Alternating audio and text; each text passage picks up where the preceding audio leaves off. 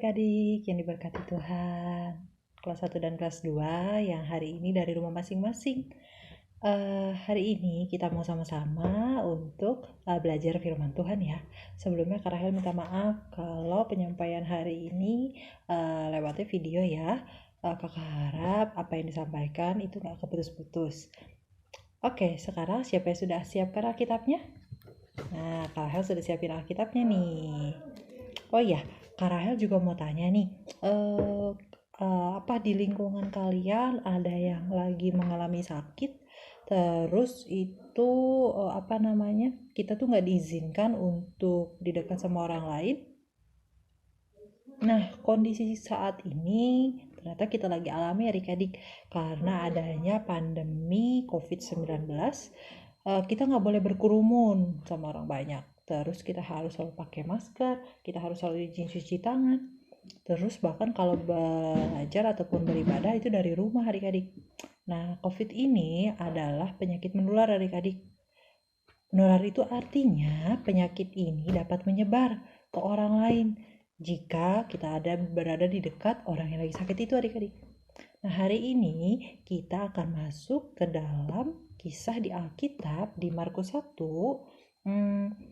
Pelajaran ini adalah pelajaran yang penting adik-adik buat kita tentang Tuhan Yesus dan seseorang yang menderita penyakit menular. Sudah siap dengarkan? Sudah siap kenal Tuhan lebih lagi hari ini? Oke, sekarang ayo kita buka Alkitabnya di Markus 1 ayat 40-45. Oke, kita buka Alkitabnya ya. Di Markus 1 ayat 40-45. Yuk kita buka sama-sama. Judulnya adalah Yesus menyembuhkan seorang yang sakit kusta. Yuk kita baca ya yang sudah ketemu. Seorang yang sakit kusta datang kepada Yesus sambil berlutut di hadapannya, ia memohon bantuannya, katanya, "Kalau engkau mau, engkau dapat mentahirkan aku." Maka tergeraklah hatinya oleh belas kasihan, lalu ia mengulurkan tangannya menjamah orang itu dan berkata kepadanya, "Aku mau, jadilah engkau tahir." Seketika itu juga lenyaplah penyakit kusta orang itu dan ia menjadi tahir. Segera ia menyuruh orang itu pergi dengan peringatan keras. "Ingatlah, janganlah engkau memberitahukan apa-apa tentang hal ini kepada siapapun. Tetapi pergilah, perlihatkanlah dirimu kepada imam dan persembahkanlah untuk pentahiranmu persembahan yang diperintahkan oleh Musa sebagai bukti bagi mereka." Tetapi orang itu pergi memberitakan peristiwa itu dan menyebarkannya kemana-mana, sehingga Yesus tidak dapat lagi terang-terangan masuk ke dalam kota. Ia tinggal di luar tempat-tempat yang sepi, namun orang terus juga datang kepadanya dari seluruh penjuru. Nah adik-adik, pria yang diubahkan Tuhan Yesus dalam kisah ini mempunyai penyakit yang mengerikan dan menular. Gak ada obatnya, gak ada vaksinnya adik-adik.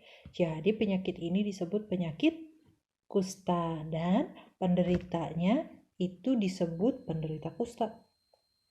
Nah, penderita kusta ini disebut juga najis dan dilarang ada di dekat orang-orang yang sehat karena penyakit itu bisa menular adik-adik.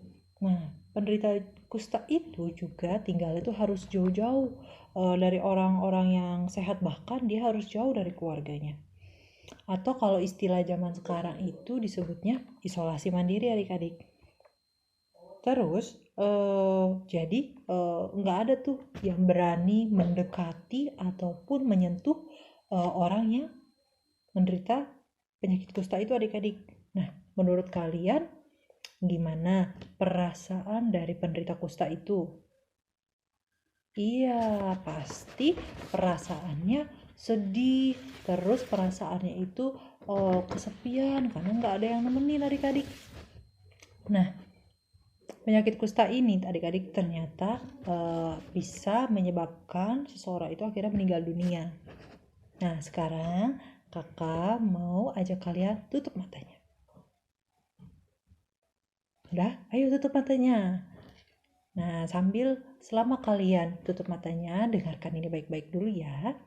Yuk, tutup matanya, jangan ada yang lihat, jangan ada yang ngobrol sendiri ya. Yuk. Yuk kakak akan bacakan ini ya. Anggap aja kalian itu adalah penderita kusta. Kalian gak bisa punya banyak teman. Kalian gak bisa kumpul bareng papa, gak bisa kumpul bareng sama mama, ataupun saudara-saudara kalian. Apalagi berdekatan sama mereka dalam jangka waktu yang lama adik-adik. Suatu saat, kalian mendengar ada seorang yang namanya Yesus. Kalian dengar Yesus itu menyembuhkan orang sakit, mengusir roh jahat, bahkan dia berkhotbah dengan penuh kuasa yang hebat. Kalian pun percaya kepada Tuhan Yesus. Jadi kalian datang kepada Yesus dan berlutut di hadapannya. Kalian juga bilang, Tuhan Yesus, kalau Tuhan mau, Tuhan bisa menyembuhkan aku, mentahirkan aku. Kalian mengatakan itu dengan percaya sepenuh hati. Kalian percaya bahwa hanya Tuhan Yesuslah yang bisa membuat kalian bersih. Tapi kalian juga tahu kalau sebenarnya gak harus juga ya Tuhan melakukan itu. Dan kalian juga gak layak untuk mendapatkannya. Jadi, akankah dia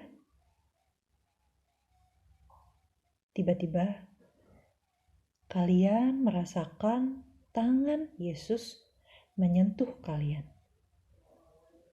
Dia menyentuh kalian, lalu dia mengatakan, aku mau, jadilah tahir, jadilah engkau sembuh, jadilah engkau sehat. Seketika itu juga, tubuh kalian tuh merasa lebih kuat. Kalian lihat tubuh kalian, lihat tangan kalian, lihat kaki kalian, pegang muka kalian. Penyakit kusta kalian hilang.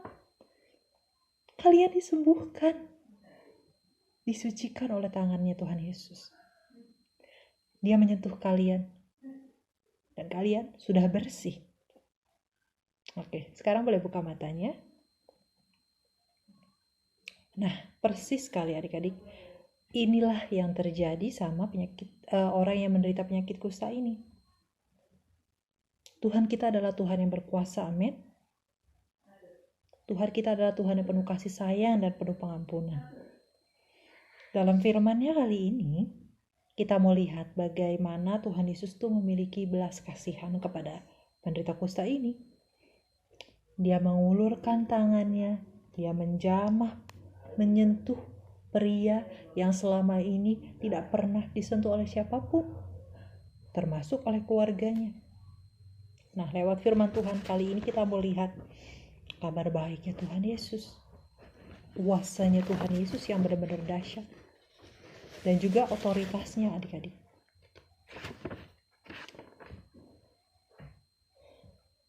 Tapi kalian tahu gak tujuan Tuhan Yesus itu melakukan mujizat ini? Dia tuh mau menyembuhkan kita. Dia juga mau membuat kita, membuat mereka yang mereka itu baru lagi dalam kasihnya Tuhan. Nah adik-adik, kita ini semula adalah orang-orang yang berdosa. Hati kita kotor, hati kita tuh najis karena dosa. Tapi gak peduli berapa besarnya dosa kita, berapa jahatnya kita. Tuhan Yesus mau mengulurkan tangannya. Dia mau sentuh kita. Dia mau bikin kita itu suci, bersih lagi di dalam kasihnya. Ini yang disebut anugerah adik-adik. Dengan cuma-cuma Tuhan Yesus memberikan pengampunan. Meskipun sebenarnya kita gak layak dapetin itu. Lewat kedatangannya ke dunia, lewat kematiannya, lewat kebangkitannya. Kita pun diselamatkan. Kita diampuni. Kita disucikan. Tidak ada orang yang cintanya itu lebih besar daripada cintanya Tuhan Yesus buat kita. Sekarang kita membaca ayat hafalan yang akan mengingatkan kita pada kemurahan Tuhan yuk. Dari Markus 1 ayat 41. Yuk sama-sama kita buka Alkitabnya, Markus 1 ayat 41. Kita baca ya. Yuk. Maka tergeraklah hatinya oleh belas kasihan, lalu ia mengulurkan tangannya, menjamah orang itu dan berkata kepadanya, "Aku mau, jadilah engkau tahir."